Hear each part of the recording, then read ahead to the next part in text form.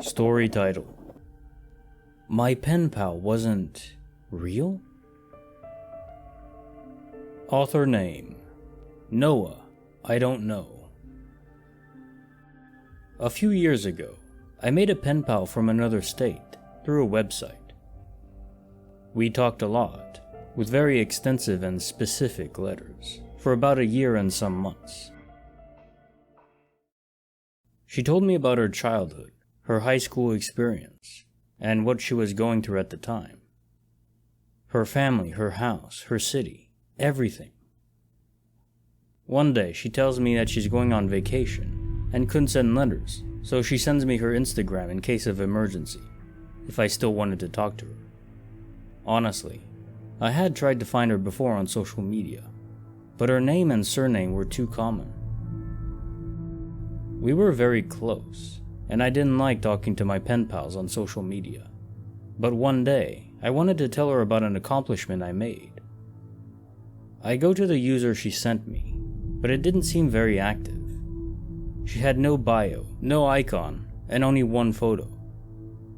I recognized her face because we sent pictures of each other before. I opened the photo and see it was from 2016, and it had so many comments. Weird, she had almost no followers. I thought maybe this isn't her main account anymore, but then I opened the comments. She was dead. Her comments were from family members, friends she talked to me about. They were all giving their condolences and saying how much they missed her. I didn't know what to think, so I try and look up what happened to her. Apparently, someone had murdered her in early 2017, the year we started writing to each other. Thinking it was a bad joke. How could it be? Maybe she made it all up? I keep on writing letters as if nothing happened. I asked her specifically about 2017 though, if it was a good year or not. She responds and tells me a lot of things happened that year, and that she went out with a creepy guy for a while. I don't write to her anymore after that, and haven't received any letters from her. But it still haunts me, and I still just don't understand what the hell happened there. Update.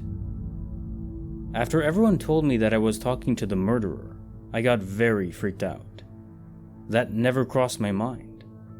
I did some research and found out that they had two suspects, her boyfriend and stepmother, and they both went to jail in 2018.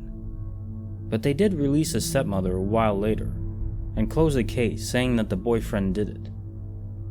He got many years, so he must still be in prison, hopefully. His name or face isn't public, of course, so I couldn't know for sure if he's free, but he probably isn't. Anyway, someone said it could have been a family member or a friend not knowing how to cope, and I think that might be the most logical answer.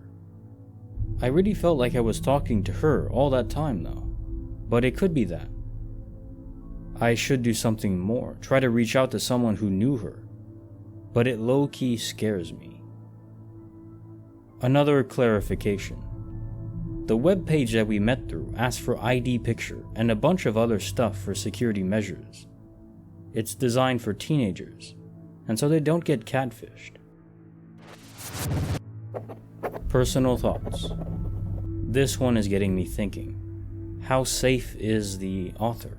Because whoever it is, unless it really is the spirit of the girl who died or was murdered, you may be in real danger.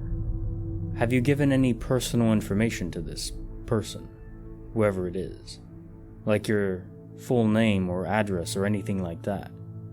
If so, be careful. But as to what happened, I don't know.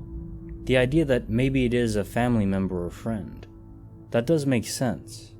But then the fact that the website that you met through required photo ID, how do you fake that? Because it doesn't just ask for a photo, I imagine. It would be some kind of, here, have a newspaper with you, or make some kind of gesture with your hand to prove that it's really you. Otherwise, anyone could just use a picture from someone else that they saved. But it makes me wonder, if it was actually the killer, That means there's an innocent man sitting in prison all these years. Sadly, that happens all too often.